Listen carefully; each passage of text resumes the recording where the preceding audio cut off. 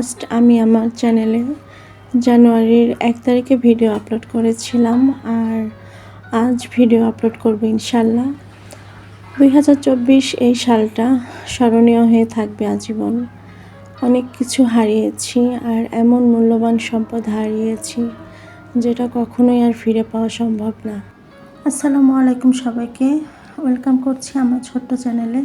কেমন আছেন সবাই? আশা করছি আল্লাহর রহমতে সবাই খুব ভালো আছেন। আমিও আলহামদুলিল্লাহ ভালো আছি।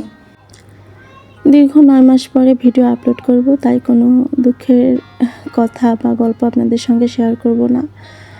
ইনশাল্লাহ নেক্সট কোনো ভিডিওতে শেয়ার করব আপনাদের সাথে। জানি না আমাকে কেউ মনে রেখেছেন কিনা, হয়তো সবাই ভুলে গিয়েছেন, তবে এখন থেকে ইউটিউবে রেগুলার হওয়ার চেষ্টা করব ইনশাল্লাহ। অক্টোবর মাসে আমি নতুন বাসায় শিফট করেছি। আগের বাসায় কিছু প্রবলেম ছিল, যার কারণে বাসা চেঞ্জ করলাম। আর আগের বাসায় তো আমি এবং আমার দেবররা একসঙ্গেই থাকতাম। আর আমরা যে অক্টোবর মাসে উঠেছি, আমাদের 1 মাস আগে আমার যারা এই নতুন বাসায় উঠেছে ওরা আমাদের 1 ফ্লোর উপরে আছে। তো এই হচ্ছে বাসার বর্তমান অবস্থা। টানা 3 দিন লেগেছিল আমার বাসাটা গোছাতে পেরেছি, কিন্তু এখনো পর্যন্ত সাজাতে পারিনি। আজকে অক্টোবর মাসের 20 তারিখ, তাও সাজিয়ে উঠতে পারিনি। 3 দিন পরে আমার রান্নাঘরে ঢুকলাম, কোনো রকম জিনিসপত্র একটু সাইড করে তারপর রান্না করছিলাম। তারপরে দেখি হঠাৎ বৃষ্টি নামলো, মেঘ করে আকাশ ডেকে খুব জোরে বৃষ্টি শুরু হয়েছে। আমরা এই বাসায় যখন উঠেছি 3 দিন পর্যন্ত আমার যা রান্নাবান্না করেছে আমাদের জন্য, আর ওদের ওখানে গিয়েই খাওয়া দাওয়া করেছিলাম। আর তারপরে ওদের জন্য আমি একটু রান্না করলাম। সবাই একসঙ্গে খাওয়া দাওয়া করবো রাতের বেলা, এই জন্য। বাসা চেঞ্জ করা যে কি একটা পরিশ্রমের কাজ, এটা একমাত্র মহিলারাই বুঝবে। আর ওই টাইমটা আমি অনেক বেশি অসুস্থ ছিলাম।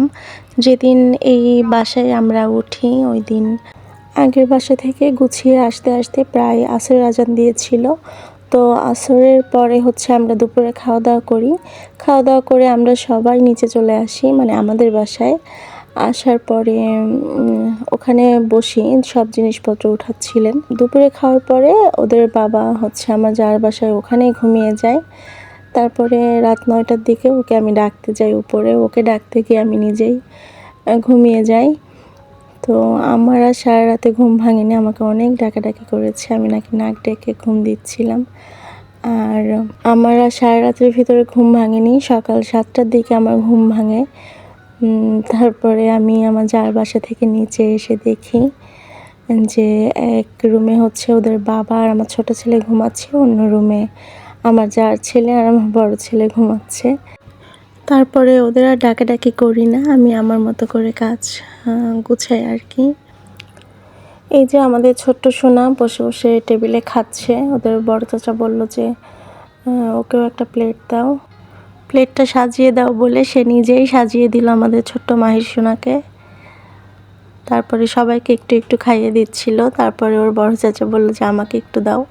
তারপরে কিন্তু মাংসের পিসটা ও ওর বড় চাচাকেই খাইয়ে দিচ্ছিল, আর সবাই আমরা হাততালি দিচ্ছিলাম। সে তো তখন মহা খুশি।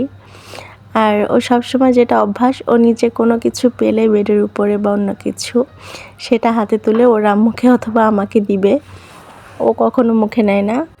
সবাই মিলে একসঙ্গে থাকার মজাটাই আসলে আলাদা। এই মজাটা যারা একবার পেয়ে যায় তারা কখনো আর একা একা থাকতে চায় না। বাসার একটা সাইড ফাঁকা হওয়ার জন্য যখন বাতাস হয় তখন প্রচুর বাতাস পাওয়া যায়, আর রোদ হলে তো সারাদিন একেবারে একটানা রোদ পাওয়া যায়। এই সাইডটা একেবারেই ফাঁকা, এই জন্যই বাসাটা চুজ করেছিলাম আমরা। আর দেখতেও বেশ সুন্দর, বাইরে গাছপালা আছে, এজন্য ভালো লাগে দেখতে অনেক। তো বিকালবেলা আমি ব্যালকনিতে এসেছিলাম 1 বালতি কাপড় নাড়বো এই জন্য। আর এখানে জিহাদ, আমার ছোট ছেলে, পড়তে বসবে, তাই ও একটু নাস্তা করছিল। এই দুধটাও নিজে নিজেই বানিয়েছে, আর বিস্কিট দিয়ে, ওর পছন্দের বিস্কিট এটা। জিহাদ খাওয়া শেষ করেই পড়তে বসবে। ওর পড়াটা দেখেই আমি রাতের রান্নার জন্য সব কিছু গুছিয়ে রাখবো। আর প্রথমবারের মতো আমার দুলাভাই এসেছে আমাদের বাসায়। তো এখানে আমি রান্নার জন্য সব কিছু একটু গুছিয়ে নিয়েছি, মশলা করে নিয়েছি, একটু গরু মাংস রান্না করব। আর গতকাল রাতে হচ্ছে ভেটকি মাছের মাথা নিয়ে এসেছিল, অনেক বড় একটা। তো ওটা দিয়ে হচ্ছে একটু মুড়ো ঘন্ট করব। তো এই যে মাংসে আলু দেওয়ার জন্য আলু কেটে নিয়েছি, মোটামুটি সব কিছু আমি গুছিয়ে নিয়েছি। রান্নাটা বসিয়ে দিয়ে তারপর হচ্ছে সন্ধ্যার নাস্তা করব। মুড়ো ঘন্টটা রান্নার জন্য আমি মাছের মাথাটা ভিজিয়ে দিয়েছিলাম পানিতে। আর এখানে যে আদা রসুন কেটে রেখেছি। তো মাংসটা হচ্ছে এখন বসিয়ে দেব, হাতে মেখে তারপর গরু মাংসটা রান্না করব। অন্য চুলায় ভাত হচ্ছে, মাংসটা বসিয়ে তারপরে হচ্ছে মুড়ো ঘন্টর জন্য মশলাটা ব্লেন্ড করে নিব। এখানে আমি পেঁয়াজ রসুন আর শুকনো মরিচ ফালি করে নিয়েছি, তারপরে তেল দিয়ে দিলাম, তারপর মাংসগুলো দিয়ে দিব। একে একে সব মশলা কষিয়ে, সাধারণত যে মশলা আমরা ব্যবহার করি সেগুলো দিয়ে মাখিয়ে তারপরে বসিয়ে দেব। এভাবে মাংস রান্না কিন্তু আমার অনেক পছন্দ, আমার হাজব্যান্ডের অনেক পছন্দ। ভাতটা হয়ে গেলেই আমি চা বানাবো, আর ভাতটা হওয়ার জন্য অপেক্ষা করছি। আমার বড় ছেলে পড়ছে অন্য রুমে, আর ছোট ছেলেটা আমার রুমে বসে বসে পড়ছিল। আর পড়ার ফাঁকে ফাঁকে তার খালু মানে আমার দুলাভাইয়ের সঙ্গে গল্প করছিল। এতক্ষণ পর্যন্ত যারা আমার সাথে আছেন, যদি ভিডিওটি ভালো লেগে থাকে তাহলে একটি লাইক দিতে ভুলবেন না। আর যারা প্রথমবারের মতো আমার ভিডিও দেখছেন তারা চাইলে আমার চ্যানেলটি সাবস্ক্রাইব করতে পারেন।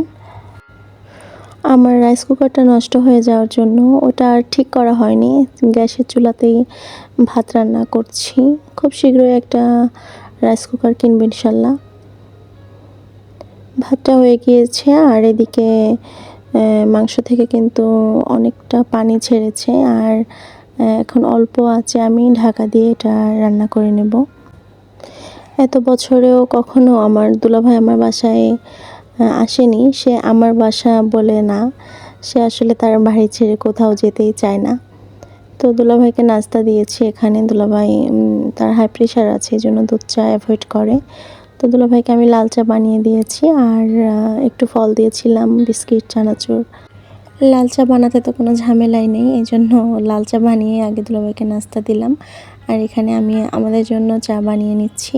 দুধ চাটা একটু বেশি করেই বানিয়েছি আমি, আমার বড় ছেলে, আর ওদের বাবা তো এখন বাইরে, তাই ও এসেও যাতে খেতে পারে এই জন্য একটু বেশি করেই বানিয়ে রাখলাম। আর আমার ছোট ছেলে চা খায় না, ওর চা খেলে একটু সমস্যা হয়, এই জন্য ও নিজে থেকে অ্যাভয়েড করে চাটা।